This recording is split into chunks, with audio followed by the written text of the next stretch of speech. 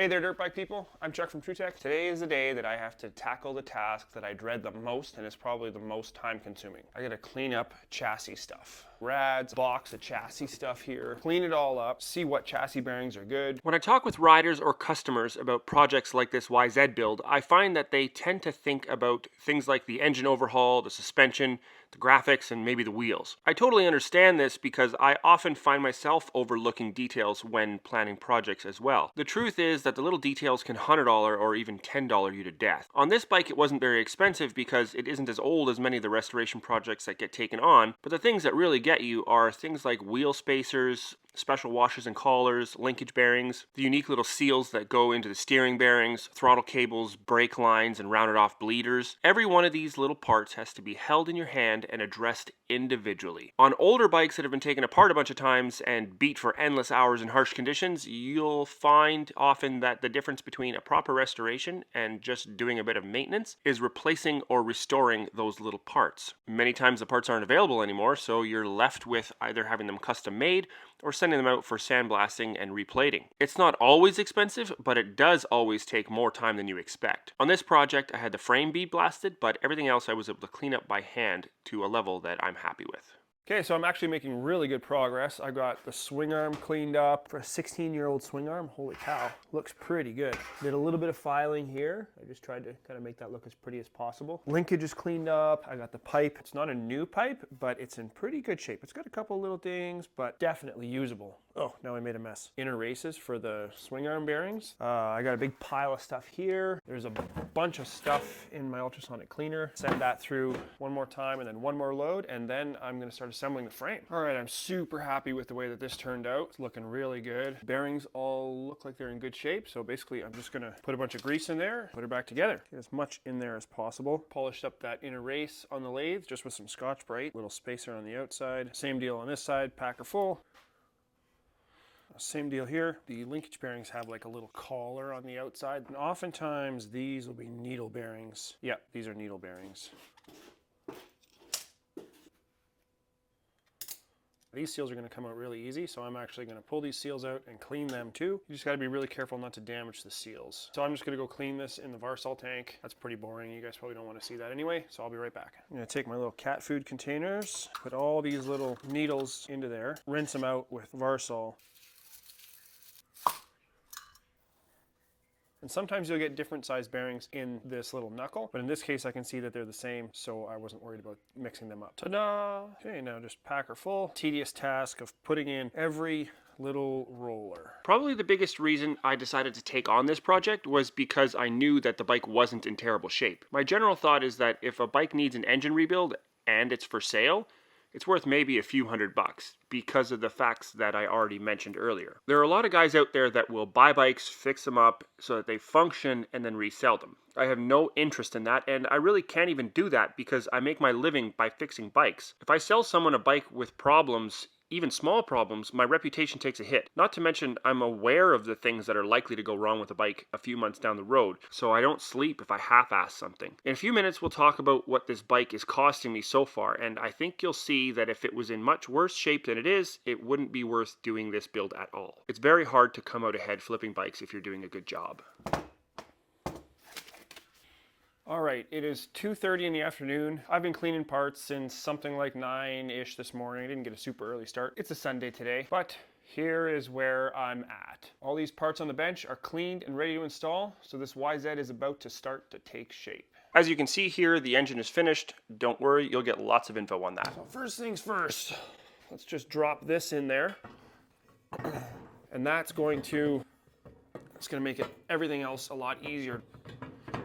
Just like that, and I can get rid of this ugly strap. All right, so part of the purpose of this build is to answer the question, does it make sense to buy a dirt bike in rough shape and fix it up in order for you to ride it? A big part of that is going to be numbers. I just did a little bit of math to see where I'm at currently, and I'll just do a little bit of rundown, show you guys where I'm at. So total spent so far is $3,122. 3,122 American dollars, about 1.3. So that is just shy of 2,500 bucks American. So I'll tell you, where that comes from. So if you add the bike, then it's 3,622. So about 3 grand American. That's including the bike, because I paid 500 bucks for the bike. So what I have bought so far is graphics kit. Of course, that's the first thing you buy when you start restoring a bike. I didn't actually buy that first, but anyway, first gear, that was damaged. Then what I did is I bought a transmission kit. Sorry, I'm looking at my laptop if you're wondering why I'm looking down. It was way cheaper to buy it from Rocky Mountain. I get a small discount on Yamaha parts from my local dealer, but it was still way cheaper to buy the tranny kit from Rocky Mountain. And I also bought the wheels, so rims and spokes from Rocky Mountain. And that in Canadian dollars was $1,216. The cylinder. So what I did with the cylinder, I was going to re-nickel it and buy a piston, but that would cost me re-nickel by the time you ship it and everything. It's about 450 bucks plus say 200 bucks for a piston. So I'm at like 650 bucks. So what I did is I was able to find a jug and piston that was almost brand new out of a bike that had been converted to a BRC 500. So I was able to buy that, and I paid 500 bucks for that, for the jug and the piston. Normally I wouldn't reuse a piston, but this thing had like 5 to 10 hours on it. It's mint. The connecting rod, main bearings, transmission bearings, 100 bucks for the transmission bearings. I had to pay some brokerage and duty for the cylinder head. So that's the TSP head that I have on it. I bought that as well. Steering bearings, gasket set, chain guide, spark plug, wheel bearings, and I have a couple other little miscellaneous things in there, but those are the main things, you know, stuff like brake pads and whatnot. Now, a little bit of the time that I've spent on it. So I got 4 hours in disassembling the engine and porting the cases, not the cylinder, just the cases. I rebuilt the crank. That takes me about an hour to do a 2-stroke crank. I worked on the bottom end assembly for about 4 hours. Okay, so I ran into some trouble with the bottom end. I didn't want to shift, so I had to take the cases apart a couple of times. I couldn't figure it out, and it turns out that there was a tiny little piece of steel embedded in the shift drum. I spent about 3 hours assembling the top end, including the power valve, rebuilt the water pump, changed the power valve spring. Granted, this engine is taking me a little bit longer than it normally would because I'm being more meticulous with cleaning. I want it to look as nice as possible without vapor blasting everything. I don't want to go too far. I want it to be a practical build, but I think that this is realistic for if I were to buy this bike and build it so that I would want to ride it. So I'm at 14 hours right now. I spent an hour cleaning the pipe, so that's 15 hours. Okay, and then I have some more parts coming from Yamaha. I got a chain slider, and one of the tank bolts was missing, and it's quite a specific bolt. I want it to be right, so I bought some OEM bolts, shroud bolts. So I got those things on order, and a couple more bolts and washers for the power valve cover.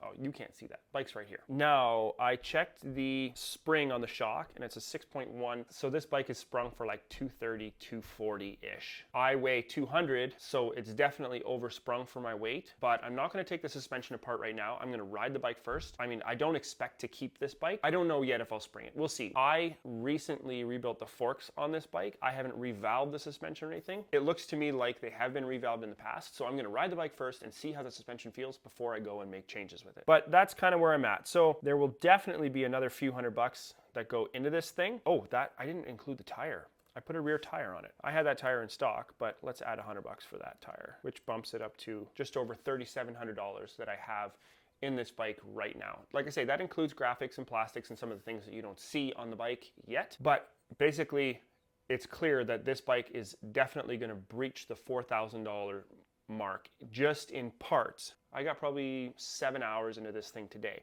So 15 plus 7, so we're at 22 hours so far. Okay, if I can sell this thing for 5 grand, I mean, I'm still gonna spend a whole bunch more time on this thing. Yeah, man.